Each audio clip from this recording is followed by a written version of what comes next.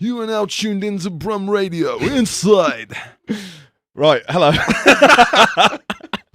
So, welcome back to Coachcast. We've got episode 10 today with, shall I use your full name? Yeah, everyone knows you as Brightman, but it's Joe Brighty, isn't Yeah, it? I don't think actually anyone knows that. I think everyone thinks it's Joe Brightman. Joseph Oliver, if you will. Joseph Oliver, so official.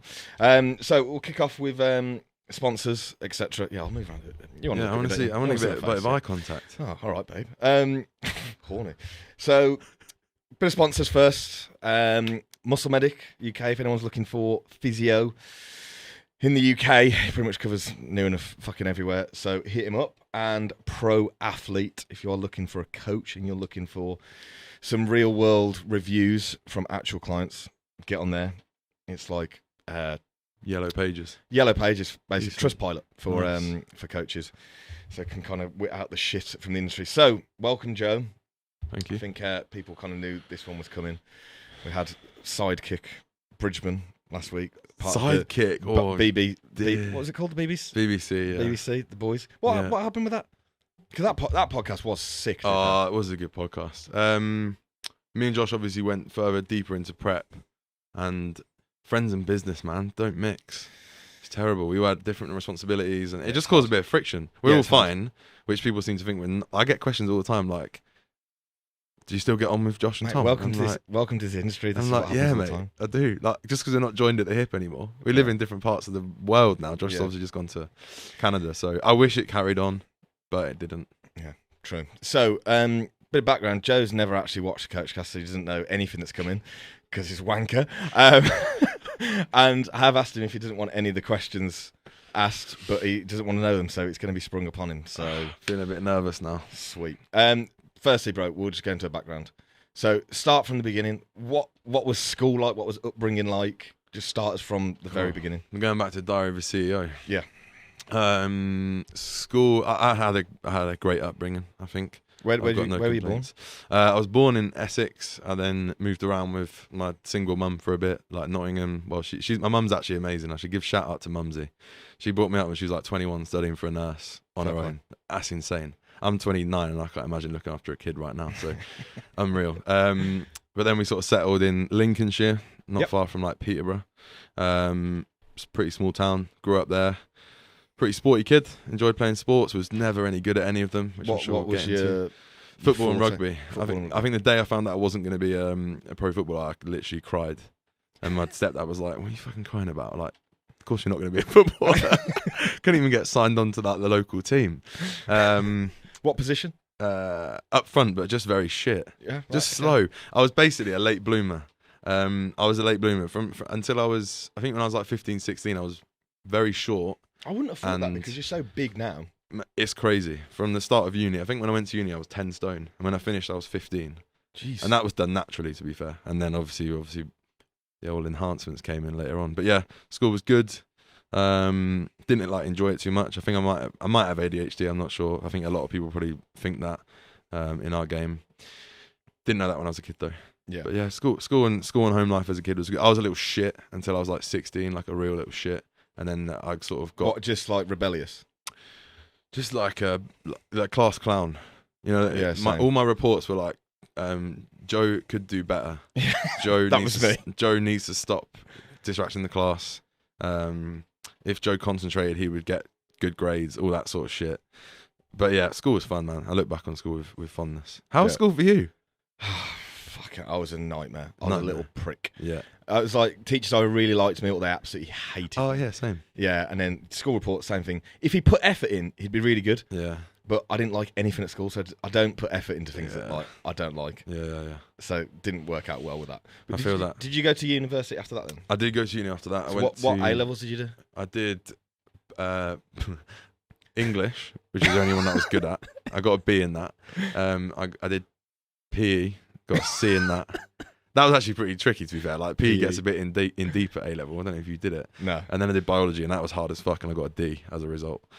Yeah, BCD. I failed that in the first year. Bro, biology was hard, man. I'd like to like sit it again, because I think I could probably understand it now, and maybe be a bit interested in it, like the cellular level and stuff. But yeah, fuck that, man. So I got BCD, which is a pretty shit A levels, to be fair. very under-potentialized as a kid, I'd say.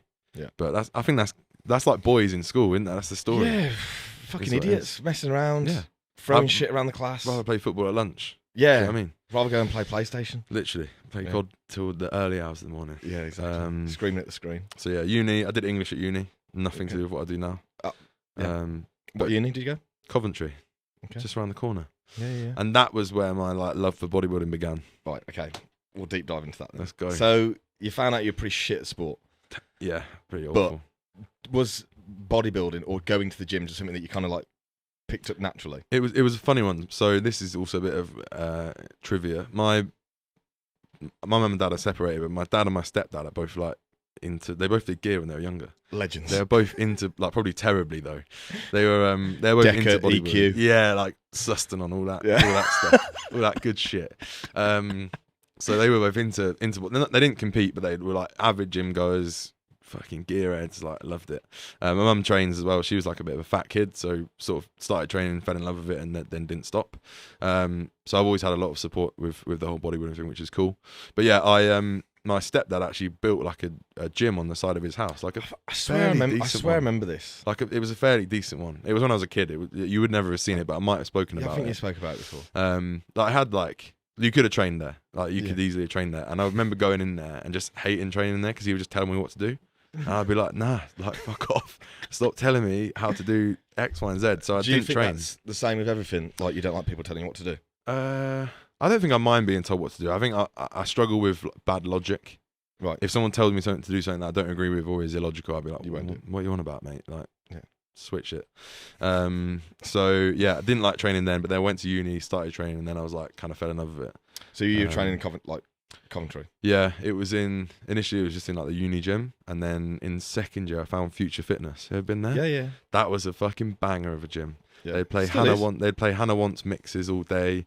There was like all the OG Gymshark influencers there. Danny B, Ash Grant, Danny B's brother. Like Zach Fotheringham trained there. Kirk Miller. Fucking that guy's Ryan Zach Terry.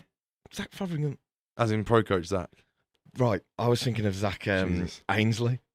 Zach Ainsley did not train there. He's an blocked me. Absolute fucking bellend. He's blocked Zach me. Fotheringham, you're not a bellend. I love you, bro. I do love you, bro. Yeah, Zach Ainsley's blocked me. Zach Fotheringham is not. But yeah, so they were all the people that I was in and around at uni. So that's a good environment to be around. Very, very, like, couldn't have been better. Really. Do you think that helped? Massively. Yeah. Massively. Apart from like in terms of like looking at like those people and just thinking, I am never going to be there. But that's quite a like driving. That's a good thing to be around. And like everyone, most people trained, at least from what I thought, pretty well in there. The kit's not bad. Not that I knew what good kit was back then, but like a lot of people train there now. Yeah, it's decent. So that really was where I like forged myself as a bodybuilder. Yeah. And in terms of like, well, in the early years, obviously all that was done naturally. So you were like, what, 18, 19? Would have been probably from 19 to 21 in that gym. Yeah. Or 20 to 21. And then like my friend who had training partner and friend, one of my best friends, going to his wedding on Saturday actually. He was like, there's this show at Body Power, like giving it in Birmingham. He was like, do you want to do it? I was like, yeah, go on then. So that was like, how old were you? It was about 21 at this 21. Point. Full natty still. Full natty. Yeah. That was the slick Rick era. Nah, I had like a quiff, like proper quiff, like I think I remember seeing these pink pictures. shorts. Yes. That one. Great posing. Oh my god, yeah, the posing. Like that like men's physique, like stirring the porridge. But like 10 times. That was actually jokes. TM Cycles fucking loves that video.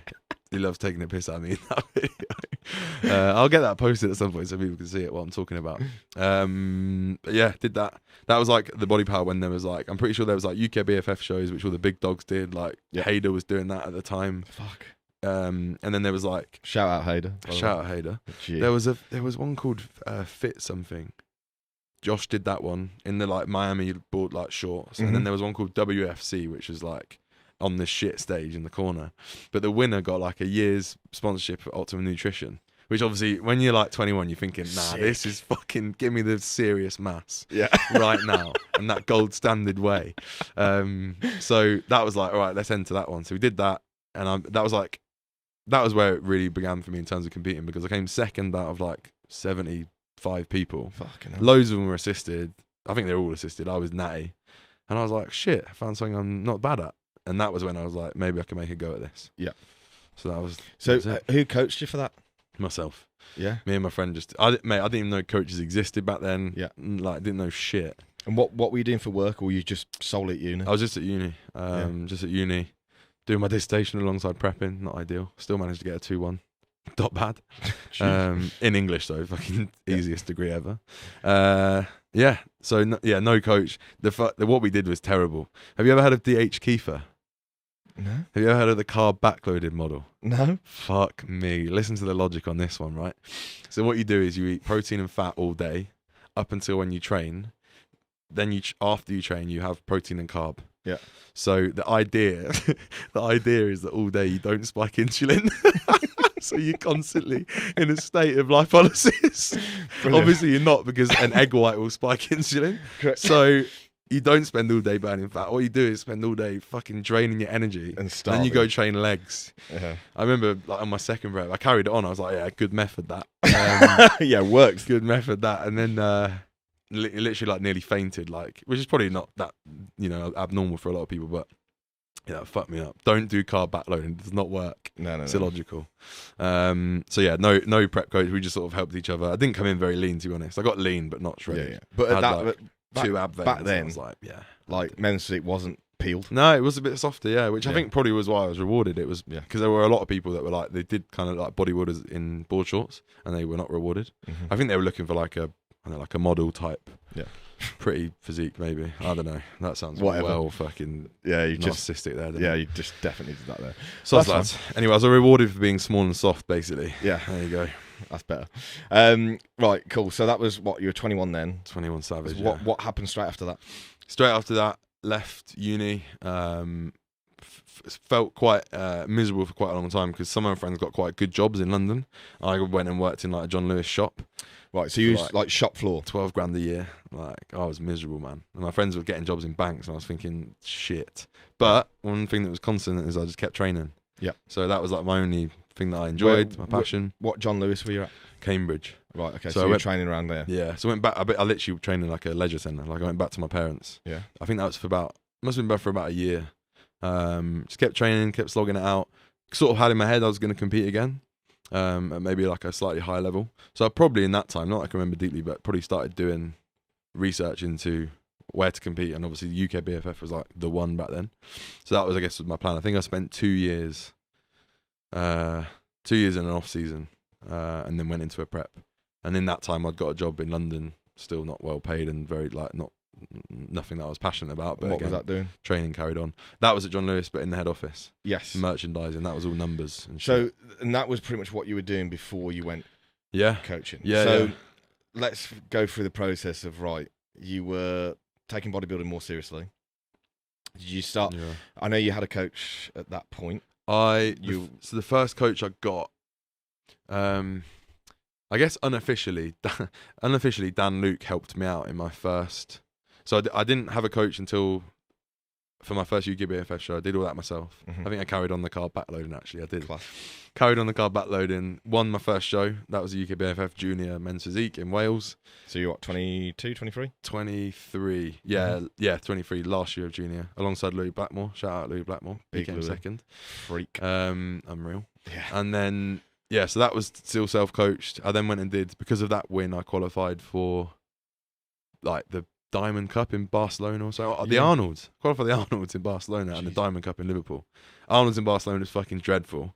I fucked around with my salt and sodium. Like, I think I pulled it out and my physique just went, I've never seen physique go downhill so quick. And then I had on that day, still on stage and came like, fuck knows, 25th out of 30 or something. Heartbroken. But Barcelona was great. Yeah. And then, then Diamond Cup I think I came fourth there and Josh came third. And that was big because there was like a lot of decent athletes there. So I was like, oh, I actually can do this. Yeah. And then, from there, that was my last natural show. Yeah. From there, I think I went into an off season and then did a mini cut for like a holiday, which would have been maybe 2017. Yeah, 2017. And then I went assisted.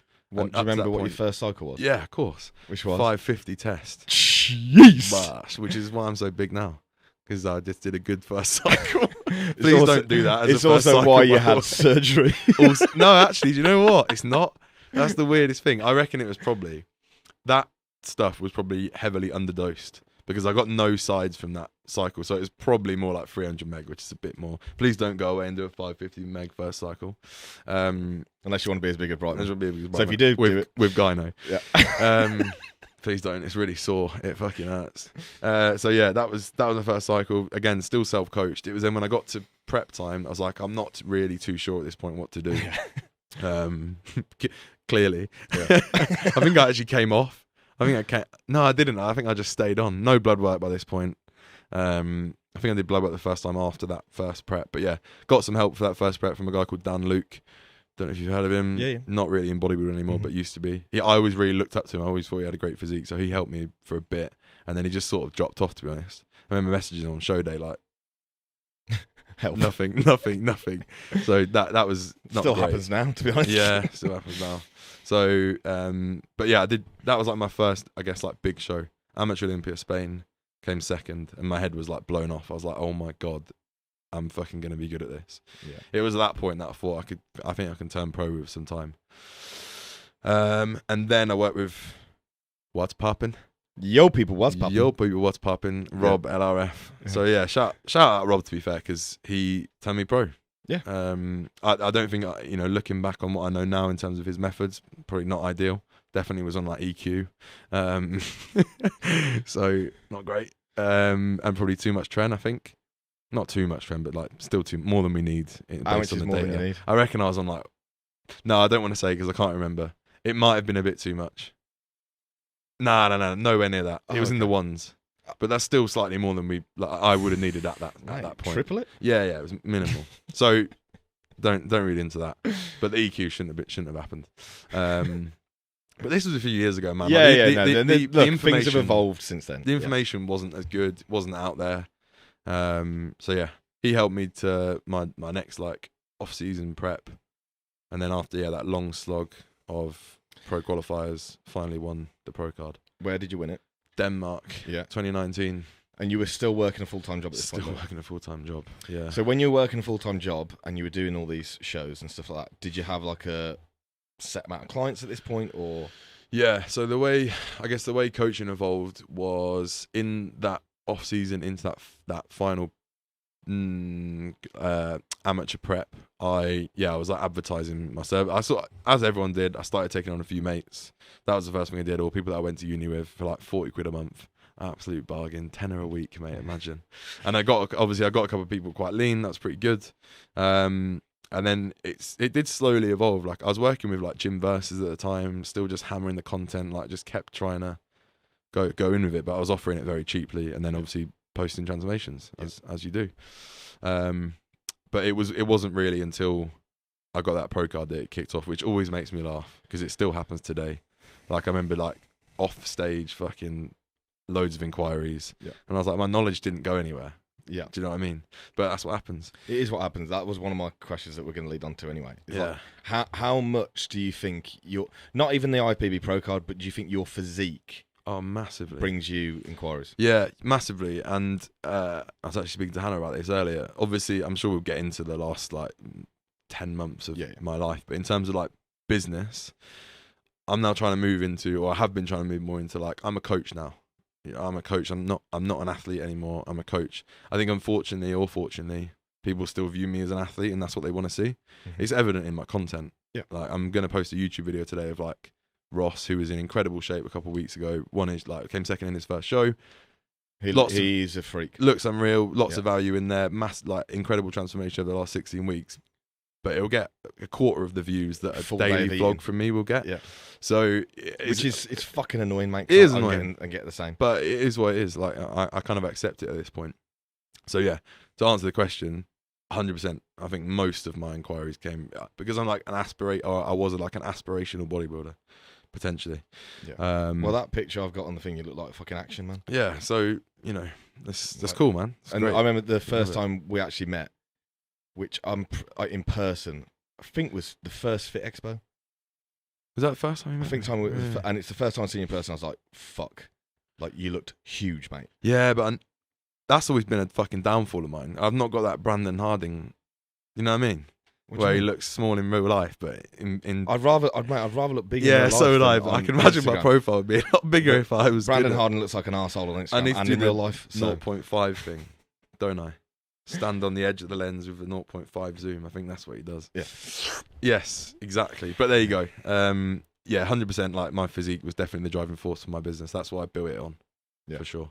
sick. So there you Okay. go. Cool. And there's nothing wrong with that. Do you know what I No, mean? it's fine. Like- I will say, like for me, my mission statement, if you download my service outline pack, and that's been the same since day one, was that I wanted to be like the first IFBB pro that actually delivered a good service and didn't just use that fucking tagline. Yeah. Since then, obviously, loads of people have turned IFBB pro and loads of them are providing a really good service. But when I started, I wasn't the only one, but there wasn't many, I don't think, that were providing a really good service not based off their tagline. Yeah. So that's always been like my mission statement: provide the best online coaching service in the world from an IFBB pro men's athlete. Like that was the tagline. Yeah. It's actually probably a bit out of date now because we've got the likes of like Kuba, Erin. You know, there's loads of good IFBB pro coaches, but that was kind of my mission Yeah, statement. but back then it was unheard of. That was fuck cool. So, how long after you won your pro card did you leave your job? So I won a pro card in 2019 in May. I left my job in September 2020. At Mate, how is it not? at the end of the first lockdown, It feels like, how long ago does it feel? Like, mate, for me, like yesterday.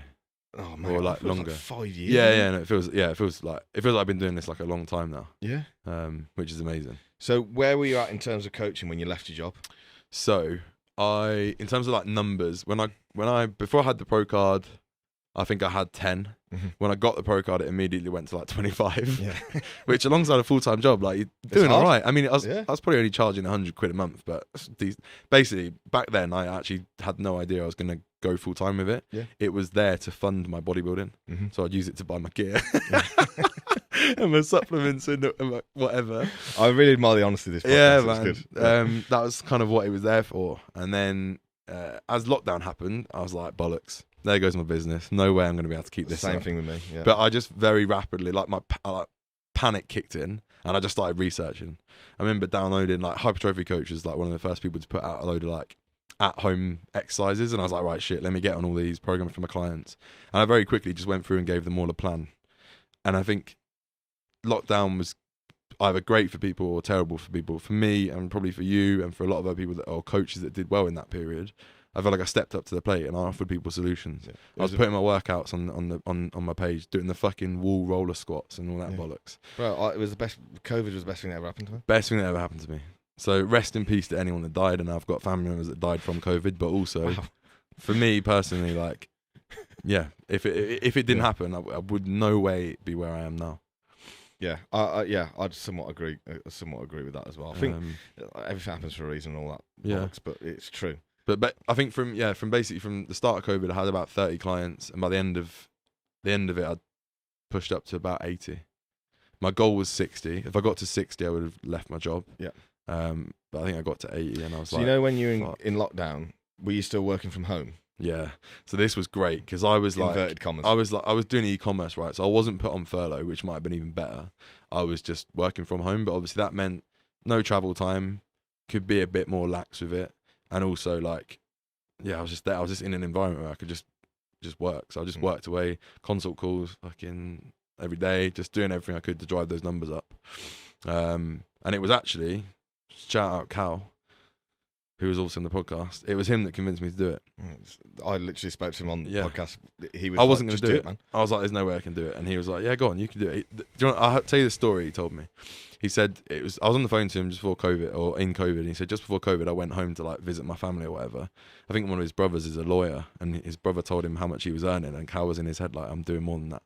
7 years to be a lawyer and you're earning more as a coach. And I was like, nah, fuck this, I'm done. So that was it. Set myself the goal of like, I need to get this much. So I was buying a house at the time, and then I'm done. Oh yes, I remember you were having to put it off for a bit, weren't you? Yeah. So I Because- would have done it before, but I wanted to get the keys in my hand. I didn't want to like Skew it. say I've left my job and then the banks shit themselves, because Yes. obviously no official business income. Yeah, So yeah, 2020 was when I officially left John Lewis. September. it's not even 3 years yet, man. No, not So even really. I probably did it 6 months before you. Yeah. which is fucking mad. Because I remember watching it happen. And I was just like, man, that's fucking sick. Because that was like proper going from like a proper corporate job. Yeah. Really. But I guess you were in car sales and your dealership shut down, I assume. Yeah. Yeah. Well, it did for that time. So I was just online coaching from home and thought, did you have furlough? Yeah. Yeah, bang. Mate, I was absolutely laughing. Yeah, I bet you were. I was doing all my online stuff off my work laptop because I didn't have my own laptop at the time. And then they rang for it back and I had to go and fucking buy one. Shit, Can't even spend your money on anything because you're in lockdown. Yeah. Great. And I was prepping for like a photo shoot at the time. So I couldn't like get Deliveroo. Like work. Yeah, it was it was easy to be fair. Yeah. But do you think one of the main drivers as well, you being like, right, I'm going to make this work now, social media, I've been like, I'm actually going to post like all the home workouts and shit like that. I literally just use social media to. Yeah. I was just posting my workouts. I actually, about 5 weeks into lockdown, I remember like tearing my hair out thinking I can't fucking do this anymore. But obviously I had in my mind I wanted to turn pro. Yeah. So I was like, I kind of need to find a solution. And I like racked my girlfriend at the time was like, do you know anyone that like has maybe have some facilities? I was thinking, I might do. So I messaged someone and he had like a little home gym and then it was like an hour away from me. So I'd get up at 5 a.m, drive an hour, train for an hour and a half in this shed and then drive home and then start work and then evenings coaching.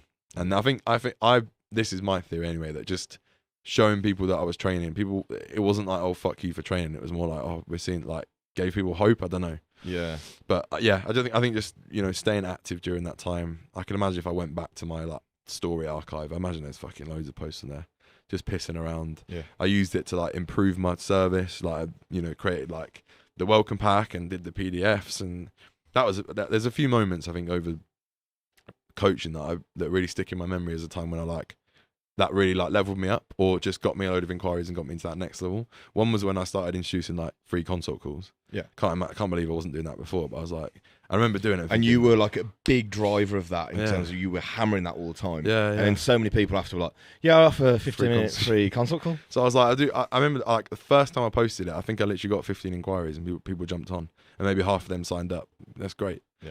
And then the next thing I did, that like service outline deck that just demonstrated everything that was involved in my service. I did that, taught people to put it on the story, and then suddenly like, another 10, 15, like. Yeah. And then you think after all that happened and you were still bodybuilding and you kind of transitioned to new phase, classic. Yeah. Do you think that prep elevated it more so as well? I remember in my first men's physique. So I remember just after turning pro, I got 10k followers, and then during just as I was about to fly from Dubai to America for the men's physique pro season, I got 20k. So I got like I guess another 10k between those like followers between that period of time, which is a good to double your followers, fucking decent. And so I think that was the biggest growth. And then now I'm on 34 now. So whatever. Since my men's physique pro season to now, that's another 14k. Yeah. It pales insignificant when compared to like Josh's growth and like Kuba's growth, but there's been decent growth there. Yeah. So with that as well being said, we'll lead into some more questions. Some quezzies, let's go. Because that one kind of someone's asked one. So what impact do you think transitioning out of bodybuilding, because you admit that yourself, it's kind of like, I'm not an athlete now, has had on the business? I'm buzzing to answer that question. Okay, good. In terms of my what I've done in business since, do you want some business? What I've done in business since starting, that is the worst thing I've done. And I would not recommend anyone do it. Like, not necessarily moving out of bodybuilding, but fucking like sticking your fingers up to bodybuilding is what I did in August, September, because I thought that's what I needed to do. And that has 100% been the worst thing that I've ever done for my business. For my current clients, it's been fine. And I had like a meetup you came to. Yeah. I asked them all. I was like, "What are you thinking about?" And they were all like, "Well, no, for us it's fine. Like we know, you're like proven for us. Yes, you'd still deliver a good service. Like we know you're still going to coach as well. But in terms of new inquiries through the door, like I've just like lost a load of credibility, because the way I put it was, why would you choose me to be your bodybuilding coach when there is other coaches that are just as good now? It's a very competitive market, delivering as just as good service, some of them even with just as good competitive experience, and are still passionate and talking about bodybuilding when I'm doing fucking functional fitness and CrossFit or whatever. So it was the worst thing I did, and I regret it massively. I don't believe that no regrets thing. Like, I regret that because that's caused me a lot of stress. Yeah. Over the last, like, well, not the last 6 months, but the 6 months prior. So yeah, massively impacted it. I think in terms of like, I felt lost with content because I'd moved. I wasn't in bodybuilding gym, so I couldn't do bodybuilding content. And I had no knowledge on functional.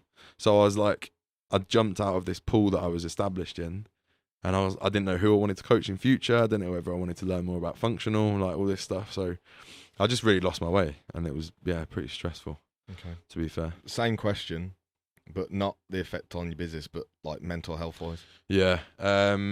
My mental health probably in November last year was like in the fucking trash. Coach convention in the bin, mate. Yeah. Absolute bin. My hair was falling out. I was so stressed. I couldn't tell, to be fair, at the coach convention. You hit it well. Mate, I don't think you can. This is the thing with this industry. I don't want to tell people to like be more frank than they want to be, but like I do find it hard to be honest about how I'm feeling on Instagram, because I'm trying to be like not Positive beacon of positivity. Yeah, I want to be real, but also like, I think that's why I quite like podcasts, because I feel like I can talk quite frankly. I'm not going to go on my story and say struggling today, guys. Do you know what I mean? Like, or having a bad day, or oh, I'm really stressed. Like, see, whereas I do sometimes talk about that, yeah, and I do think it benefits me, one, because people reach out and it's nice to talk to people, yeah, and stuff like that. But I also think people like it because they're like, fair play, man, because I'm having a shit day as well. yeah. Because sometimes when you look at our kind of lives from the out, it's fucking sick. It looks amazing. Well, yeah. Sometimes not. It's absolutely fucking shit sometimes. I think that's what I like particularly about when we did Off the Cuff. I loved that because every Wednesday I came in and I got to decompress with my two mates.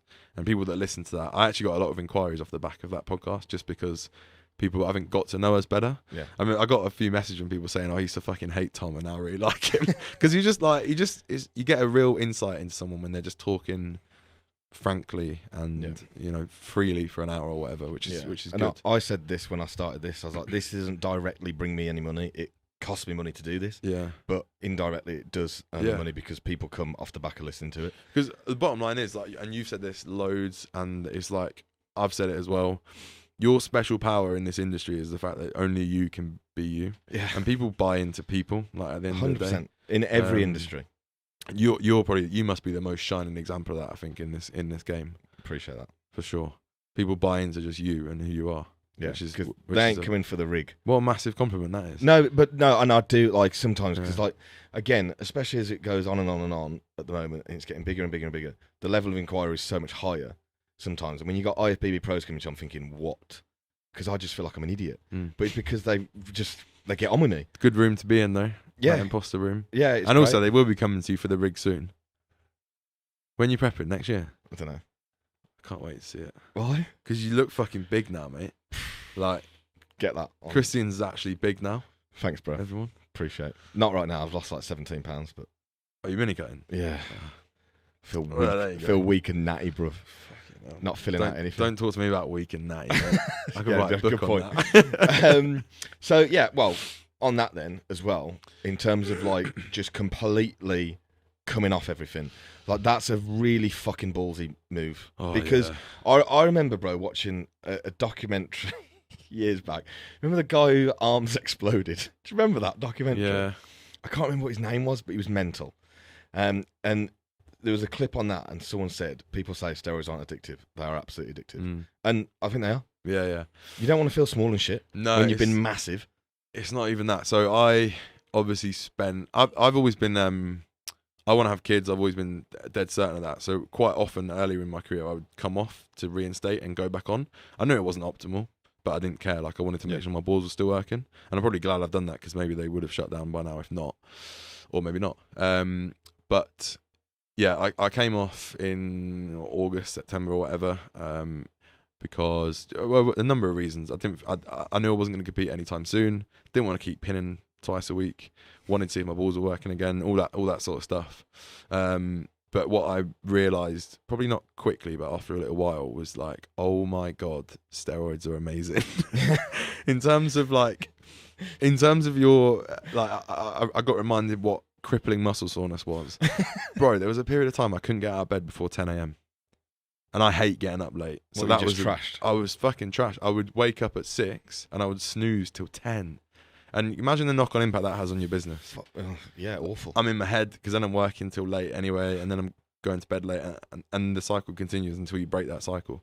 So having no test, put me in an absolute bin. And Jeez. it was only really probably when I was like, right, I think I trained with Luke came and stayed with me, and I trained with him. Then I had the meet up, and I trained with clients, and I was like, I think I need to go back to bodybuilding training. That's where I belong. So I did that then, like, naturally for the subsequent another 4 months. Yeah. And now we're on to the next phase.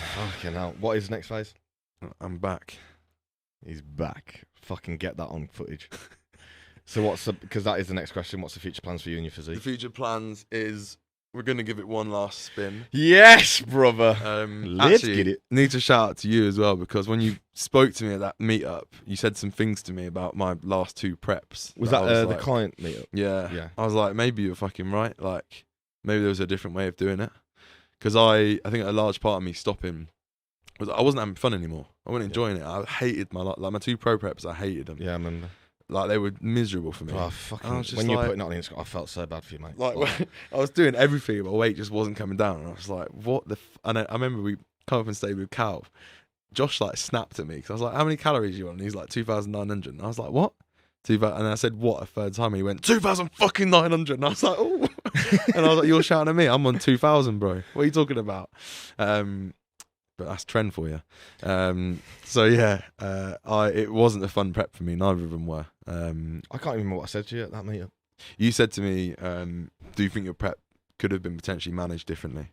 Or you could have had a different experience on prep? And you said that there's more, I know there's more in it for you. And of course there is. There is. So all the, the last few months, there are a few things that have led to that decision is one, another reason I stopped is because I think I wanted to live a bit of a normal life. I don't know about you, but I've got a lot of friends that are non-bodybuilders. My whole life actually isn't, in bodybuilding. A lot of it is, but not all of it. And I was like, I just want to live a bit. I've been bulking and cutting for the last decade. Can I just have some time off? And what I realised is that the time off, living a normal life, of meeting up with your mates and having a drink, and actually doesn't align with who I want to be in the future. Bodybuilding gives me structure, and I know I need to drop that at some point. Like, of course I have to drop that bulk cut cycle, but I'm hoping that, when kids come along, they will provide that, a different level of structure. But for now, while I don't have that, send it. Yeah. And I just think as I'm well, excited for that, man. yeah, over the last 6 months, I've spent a lot of time just continuing to invest in my own bodybuilding knowledge for my clients mostly, but I've realised that actually, fuck me, I'd like to give this another go. Yeah. Under my own wing. And at some point, reach out. Like, there was parts of that prep and you coming down where it was like good balance of like you're still full, but you're pretty fucking peeled. Yeah. And it looked mental, and I don't think that was displayed in the end. No. And that's annoying because you don't want to bow out on that. No. Which I think is probably another reason for you to give it another go. Yeah, my stepdad always called it. He was like, he's not done. Yeah. He called it months ago. But it's like in person, like it's something to be fucking seen. So another, I don't know how many years or whatever, but it's only going to be better. I think I'm hoping that I'm back on now. So I did my bloods a couple of months ago. My fertility's fine, but I'm basically suffering from secondary hypergonadism.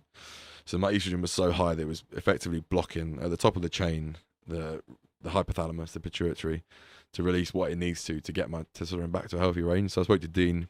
Shout out Dean. He sorted me out. Got my natural levels back to like 18. Fucking banging, that is, isn't it? Yeah, nice. But I'd already decided. I was like, no, I'm done. So the test prop went in, and here we are 2 weeks later. Sweet. You mentioned like kids and stuff like that. Which, again, leads us on to another question. Nice.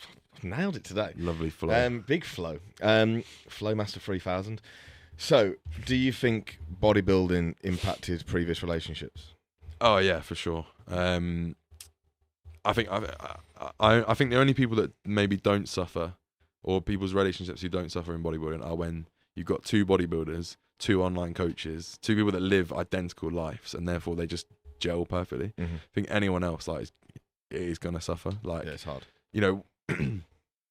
Up until me getting my pro card, from the second that I had the inception of that thought of I want to be pro to getting it, That was all I cared about. It was number one, and my girlfriend at the time knew that. There was like the table was like bodybuilding, Yeah. FIFA, girlfriend, Yeah. and then girlfriend went above FIFA, but never above bodybuilding. It's super selfish, man. Like, you know, I manage off season quite well. I'm pretty relaxed. I was going to mention that. Like, pretty relaxed. Joe, if you want to see someone who's a really good bodybuilder yourself, I don't know, previous vlogs or whatever, but I've watched Brightman for years, and I always like admired what you were like in off season, because very relaxed approach. And mate, that is me right now. Yeah. You know what I mean? Like, I'm doing a mini cut. I took myself out for breakfast this morning. Yeah. Because, but you can though. Yeah, you can. There is a way around it. There is a way to do it, and Yeah. I also don't want to be that guy. Yeah. And especially with my level of genetics, bro, I ain't going anywhere super far with it. So I'd rather be like, oh, well, that's what I want to do now, so I'm going to go and do that. Yeah. Instead of like, oh. I think there's a real understanding that needs to be had, which is if you want to be a Nick Walker, if you want to be Sebum is a fucking anomaly. Forget that guy. Yeah. If you want to be Nick Walker, yeah, you have to live and breathe bodybuilding. There's just no doubt about that. And even if you do want to be at that level, you're probably not going to get to that. Probably not. But let's say, like, if that's what you want to be, that's cool. That's down to you. And you need to give everything to bodybuilding. So you can't just take yourself out for breakfast. You can't go for a drink. You need to, every single minute of your day needs to be bodybuilding. Yeah. And Joe likes a drink as well. However, there is a level of success that you can have. And I've always said this, like, if I can enjoy my life by 50% more and sacrifice 5% of my progress, I'm all right with that. That's a really, mate, quote that, because that's fucking really good. But I think a lot of people should understand that. It really pains me when I see people, unfortunately, who, as much try as they might, they're not going to be a good bodybuilder, are dedicating everything to it and also fucking their health up in the process. That really bothers me. And their relationships around it. Yeah, and everything. Like, because I think that's a shame. And I think as well, I just think Sebum is just the greatest human on the planet, let alone in bodybuilding. Like the way he's in fucking Sardinia or whatever, like last week. He's so lax off season, man, chilling. He's relaxing, but obviously there is an understanding that his genetics are one in tier. He's a unicorn, right? Yeah. So bear that in mind as well. But also, you know, anyone who maybe doesn't want to get, or doesn't think they can get to the Olympia, or has a realistic expectation and thinks, can I just enjoy my life a bit more? Yeah, you absolutely can, and still progress a fucking hell of a lot. Yeah. But like I said, just understand that if you want to be elite, you got to behave. I do think you need to be a robot. I think it works. Going to hit you with a little bit of a less heavy question. All right, good. From a client of mine. Sweating me balls off. Matt Cooper. Big up Matt Cooper. Big up Matt Cooper. Is that Matt Cooper FR? Yeah. Yeah.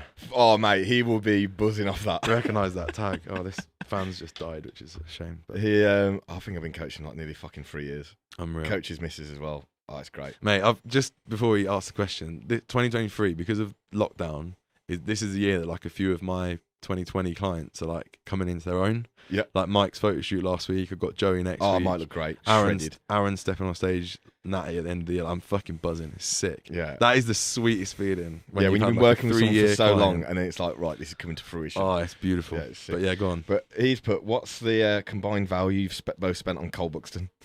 Oh, fuck me. It's got to be 10 plus bags. I should have shares in that, mate. I've definitely spent 10 bag on my own. For sure. It's how addictive is it? I've actually managed to like calm it a bit. Fuck, I didn't mean to shower you there. I've actually managed to calm it a bit now. But yeah, the problem is, mate, it's one of the only like mid-tier nice designer wears that fits large people. Yeah. I don't know if you've noticed, but they've shortened their t-shirts a little bit now. They're making a bit more boxy, and that kind of cuts me out. I have the same problem with Illicit Block. Like the XXL looks like it's like up here on me. Yeah. So yeah, I've definitely spent easily 10 grand on that company. I'm not at that level yet. I reckon if I went home and like laid all my pieces out, like, yeah, I reckon 5 plus for me. Yeah, you'll be at 10 soon enough. Yeah, it's hard, mate. I went on End the other day because I had a summer sale. I didn't realise there was this is really old, but I got it. It came today because they've still got some stuff in stock. They've also got bright pink joggers, which I obviously copped. Of course, Of course it is. Geezer. Just make sure you wear them with that orange puffer, I beg you. I don't know about that. Jesus, not in this weather anyway. Darren Farrell, shout out. Oh, yes. Big DF, mate, man. Big DF loves this podcast. Have you seen his latest update? No. Have you seen his arms? Fuck. His chest, on the side chest. I literally messaged him saying it looks like you've taken a bike pump to your body. And he was typing, and I was like, I basically I replied and said, "This is ridiculous. It looks like you've taken a bike pump to your body or photoshopped it." And I just had to quickly clarify. I was like, "That was a compliment, by the way." I was like, "I'm not trying to." Nah, mate. Honestly, I've got time for Darryl. He did a consult with me recently on his business, and he's just such a good guy. Yeah, he's good, man. Got a lot of time for him. For me, the nicest man in Dubai. Every time I go there, anything, he'll sort me out. Yeah, he's a good legend. He's a good guy. And yeah, he loves Coachcast. So he always pops a question in there. We've kind of already answered it, but it was like, in your period away from bodybuilding, did it affect your business? Yeah. Yeah, 100%. Right, bit of a deeper one now. Oh, go on. You seem like you've had a. I don't want to read. It's so bad. This guy always asks a bit of an intrusive one. He likes it. You seem like you've had a tough past 12 months. How are you? Yeah, it's fine. Okay. Absolutely. Yeah, 100%. I've had, in terms of like both personal and business lives coming together in absolute shit shows at one time.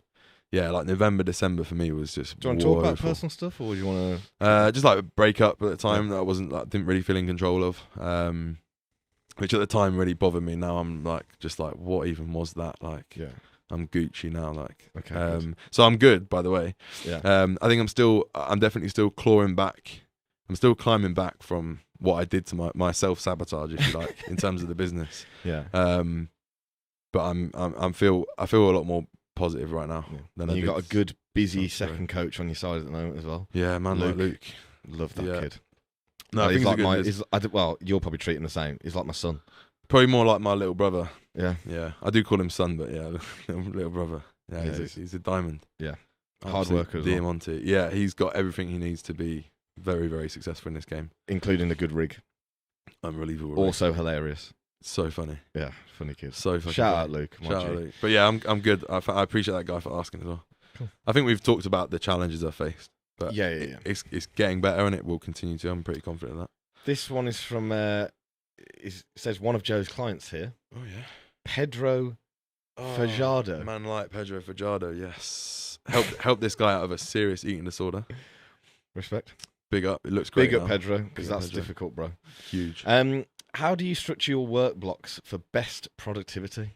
So, if I have got ADHD, which is a high possibility I do, I really struggle with concentration and I procrastinate a lot, I find. I definitely... Have you ever had it where you have to get work done in 2 hours and you just fucking get it done? And not to a lesser standard, you just fucking get it done? Yeah. That's me. Parkinson's law, isn't it? Yeah, it's Parkinson's law, where you will take as much time as you have to get the task done. I need to get up early and I need to start my work before I do anything. That's just how it runs. I've just bought for my cardio. I was walking to like gym box near me and walking back. It was good for steps, and they have a C2 bike there, the erg bike, which I fell in love with in my like functional time. But now I just like doing cardio on it. I literally bought one yesterday for like 700 quid. Sweet. To put on my balcony. That's pretty cheap. So I can just wake up, pull my pants on, less washing, just sweat out on the floor. I can probably go in the sun. People can see the balcony. People on the balcony loving me. And then I can just get off that, get in the shower, sit at my desk. And that's perfect for me. Because I have to start work straight away. Yeah. Or as soon as straight away as possible.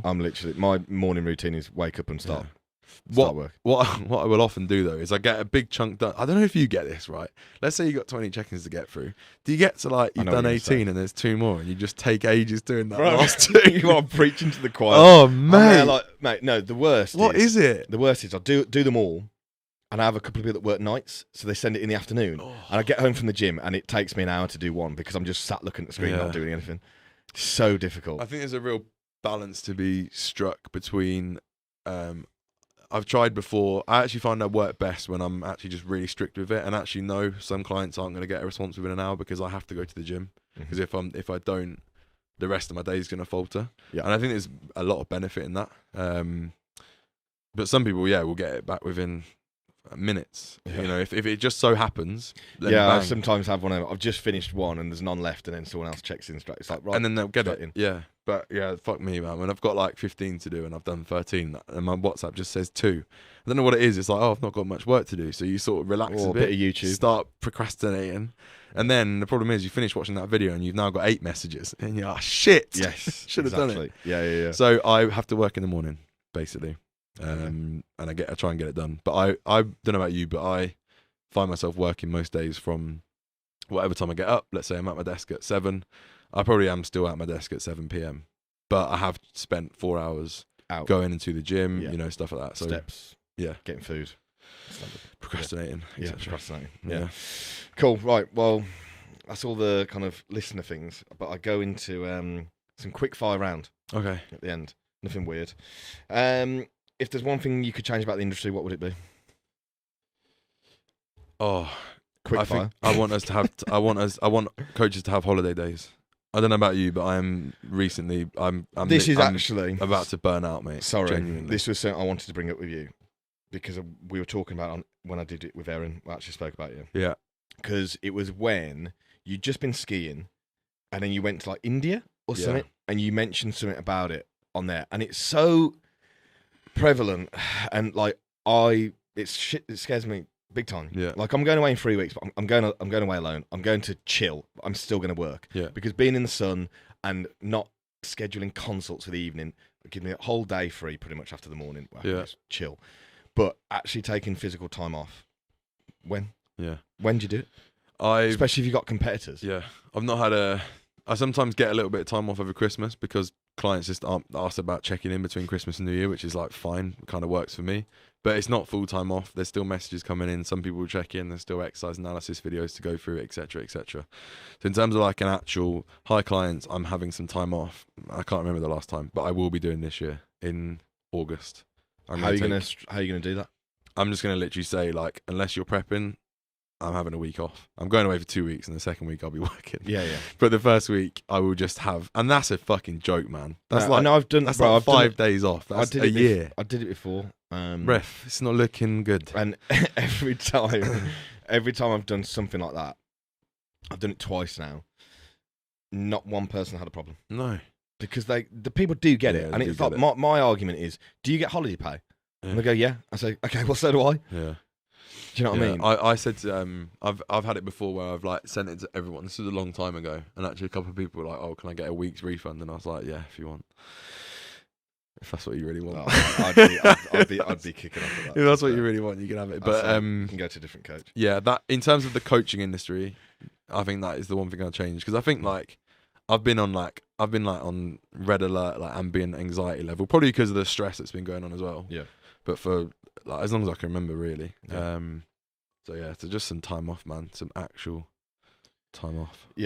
Okay, good. I like that. Yeah. I like that. I agree. I think it's good for our fucking I'm mental health, man, burnt out. and you will get a better fucking service when I get back as well. Yeah, 100%. And at the end of the day, when you've got clients and they know what your service is like, a lot of my clients will say to me when they check in, bro, you need to take a week off or something, mate. I'm like, oh, thanks. Yeah. Don't check in next week then, bro. Some time off. So if you could go back to the start, what would you do differently? What would I do? Oh God, that's a good question, man. Quick fire. I would just educate myself at higher places sooner. Like a few turning points for me were like Muscle Mentors seminar. When I did that, I found that so fucking valuable. If I'd have found that a year before, I would have been further ahead. And I would have started sooner. I would have started coaching sooner. Yeah, same. Didn't know it existed, but I Yeah. would have started coaching sooner. Okay. Best piece of advice for a new online coach? Service first. Service first. Education, a very, very close second. If you've not got education already, then that probably needs to come first. But just deliver a good fucking service and care about what you're doing. Yeah. Invest in your knowledge. Love it. Good. Right, last one. It's the deep one, bruv. Oh, really? No, Is it's this not, it's not that deep, Oh, it's just... but most people's answers have been pretty deep. All right. What's been like the cost of getting to where you are? 5K gyno surgery. One way to make it not deep. It's been... I don't know about the actual cost because I actually am quite a firm believer in like a lot of things or everything happening for a reason. Mm-hmm. So I think I'm exactly where I need to be right now. I'm exactly where I should be based on everything that's happened and based on everything that will happen. But what have I lost? A few years probably of my life. A lot of money in terms of like the surgery. Like fuck me, that was rough. Gyno surgery I'm talking about. and probably some, I guess, mental health. But people will struggle with that anyway. So you might as In well any job. doing it something you love, right? I completely agree. Yeah. Cool. Yeah. Sweet. Where to find you, bro? At Brightman _ on Instagram. I think it's Brightman Fitness on YouTube. The YouTube's getting kicked like right back off in Yeah, like it a is. big way recently. So I've been watching it, bro. yeah, man. Unlike you, watching my shit. But I will listen. I'm going to listen to one of these episodes on the way home. What's been the best one? I heard things about the Erin one. Everyone Wasn't that just like a sex cast, basically? standard. All right, decent. Me and Erin in the same room, just bound to happen in it. Exclusive. No, I'm joking. Make that a real. No, don't make that. Write that down. 101. The one with So was pretty comical. All right. The one with Si was pretty deep because he nearly bet it died. was. Do you know what I don't know how I missed that he was on it, but I was thinking the other day, I was like, I wonder if he's got Si on it. He should get Si on. You'd like that actually. Listen to that one. Yeah. The one with Cal was really good. They're all really good. Decent. So you got eight or 9 hours worth of. I've got 2 hours drive home, so I'll There you go. slap Whack 2 one on. on. I want proof. Screw That's what I J3 University, mate. Yeah, I'm I coming want for proof. I want Coachcast. proof. So that's another episode. Coachcast done. Thanks What's to Brighton for coming down. I mean, he was in Birmingham anyway, so whatever. No, I wasn't. This was my first plan. I've just met with my Okay. clients. 2 Okay. birds with one stone. I'll I let you came off. here for you, mate. All right, let you off. But yeah, thanks to Brightman for coming. Hannah for some behind the scenes as well, even though it's nothing to do with me. But that's Big sweet. up, Hannah. And Big Liam on the cam. Big up, Big Liam. Thank you very much.